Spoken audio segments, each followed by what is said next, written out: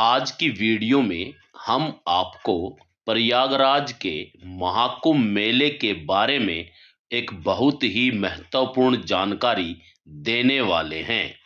इसलिए आप वीडियो को अंत तक देखें। इस वीडियो में हम आपको बताएंगे कि महाकुंभ में गंगा यमुना के साथ सरस्वती का संगम होता ही नहीं है। तो चलिए वीडियो को शुरू करते हैं। पहले तो हम आपको बताना चाहेंगे कि कुंभ मेले का उल्लेख ब्राह्मण धर्म के किसी भी ग्रंथ में कहीं पर भी नहीं है और न ही इसका उल्लेख चारों वेदों में है। ब्राह्मणों ने अपने धर्म का प्रचार प्रसार करने के लिए कुंभ मेले को समुद्र मंथन की घटना के साथ जोड़कर लोगों में ये भ्रम फैला दिया है कि प्रयागराज में गंगा यमुना और सरस्वती का संगम स्थान है और इस संगम स्थान पर इन तीनों नदियों के पानी में स्नान करने से सभी पापों का नाश होता है और इंसान को जन्म मरण के बंधन से मुक्ति मिलती है। मगर हम आपको यहाँ बताना चाहेंगे कि इनका ये समुद्र मंथन भी कोरी कल्पना और गपोड़ लीला है। आप इस तस्वीर को देखिए।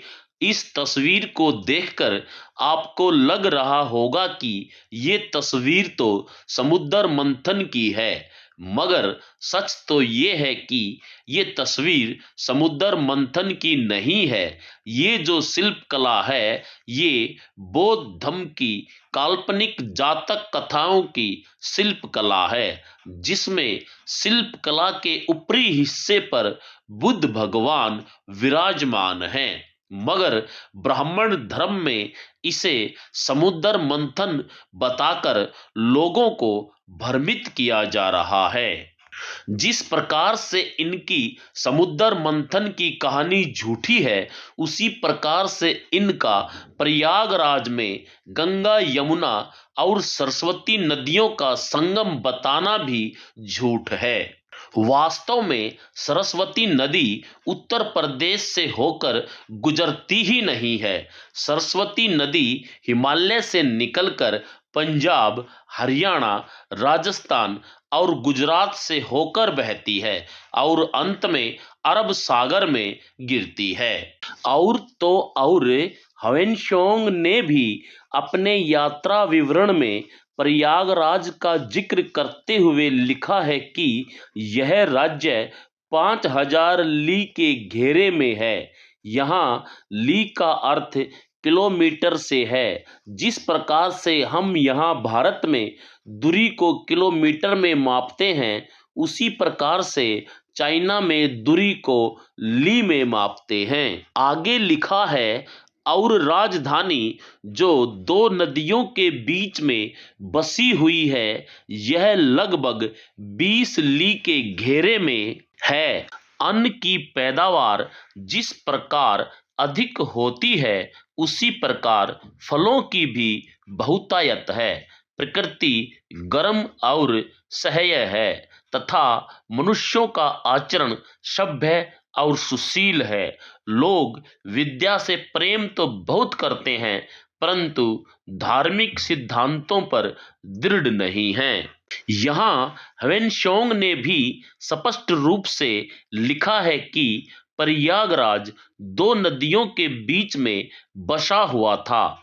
हम आपको यहाँ बताना चाहेंगे कि ह्वेनसांग 629 ईस्वी में भारत आया था और जिस समय वह भारत आया था, उस समय के प्रयागराज के सामाजिक और भौगोलिक स्थिति का वर्णन उन्होंने अपनी पुस्तक में किया है। दरअसल सच ये है कि प्रयागराज में त्रिवेणी घाट है, जिसमें एक धारा गंगा नदी की है और दूसरी धारा यमुना नदी की है। यहाँ जो तीसरी धारा है वह गंगा और यमुना की संयुक्त धारा है, जो पीछे से ही एक होकर प्रयागराज में तीसरी धारा के रूप में बहती है। इसलिए ही कुंभ को त्रिवेणी भी कहा जाता है। ब्राह्मण इस त्रिवेणी को ही गंगा, यमुना और सरस्वती का संगम कहते हैं, जबकि वेणी का अर्थ प्रवाह होता है।